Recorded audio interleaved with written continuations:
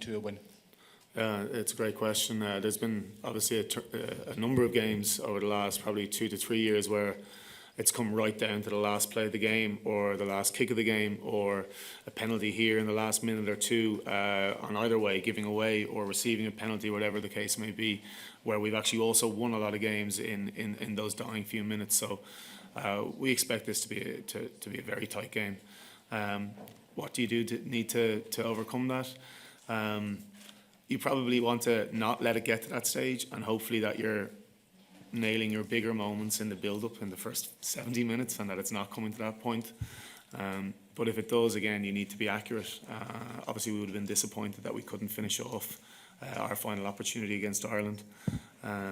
So to answer your question, hopefully you can not let it get to that stage by nailing the big moments in that first 60, 70 minutes. And then obviously, if it happens in the last couple of minutes in a hugely pressurised environment, you have to trust that what you've done in training will serve you well. Felix Leemdal, LT. Yeah, I think there's a real resilience there in what he's built in comparison to maybe what had gone on before. I wasn't coaching at an international level back then, so I can't comment exactly on what it was like before. But Fabian actually came and visited us in Munster before he had taken that job, and we got to know him a little bit there when myself, Rassi and Jacques were still there. So I think it's hugely impressive. You can see they're very tight. It's a tight group that play for each other. Well, yeah, I mean, obviously the presence is something that you can see. You know, he has a big impact on the players around him and belief, and everyone knows the quality of the player. But I mean, we can't control the presence that he brings. We can only control, trying to stop his, the many talents that he has and the abilities that he has. And if it isn't, and if it's Luku, I mean, also again, you've also got some really effective pieces of play that he can put together. He brings a lot of players into the game for France. So we can't control the presence part, but we can try and stop what's happening. Has been spoken about it with regards to Pond's health, to Pond's fitness. Yeah, World Player of the Year. If you have that title, you are a special player, and he's proven it playing for Toulouse and for the French team. Every game he plays, there's some highlight reel of a magic moment, a cross kick or a pass or pulling someone back over the try line.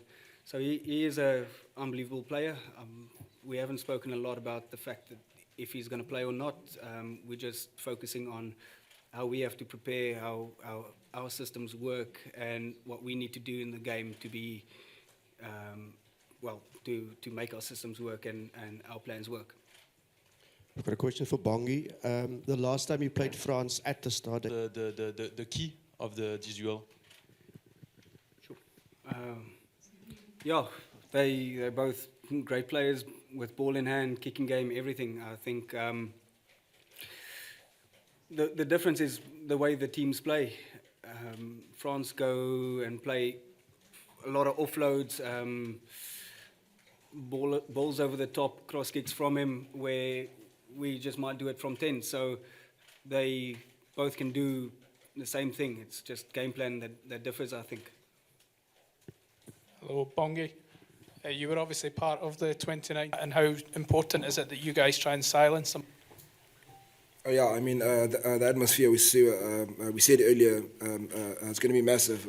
We've tried to stimulate it in the trainings that we experience it in the week. So when it comes to the match, it's not something new that shocks you. We know it's going to be we know it's going to be sold out. We know that they're going to start singing and everything like that. We're just going to embrace it and try to focus on our game plan. When you say simulated, have you had noise in the training? Yeah, 100%. Yeah, we've had noise in the training. We've tried and just make sure that when it comes on Sunday, it's not the first time that you experience it. You've had it throughout the whole week. You know exactly what you experience, and then you just try and focus on executing our game plan. Valen from. So we can be violent. Can be violent, yes. Yeah, it's the first time I've heard that. But yeah, we obviously South Africans, we pride ourselves on being physical and very confrontational. But we know that the French pack also they also like being confrontational. So yeah, we definitely can embrace that, and we definitely are going to express ourselves as Africans, as the way we express ourselves, but also within the spirit of a rugby game. It's a rugby game, it's a collision sport, and we also love the collisions. So yeah, I mean, I don't think they're going to back off, no matter what manner they want to put it. It's a rugby game, it's a collision sport, and it's something that we love doing. Bongi, is there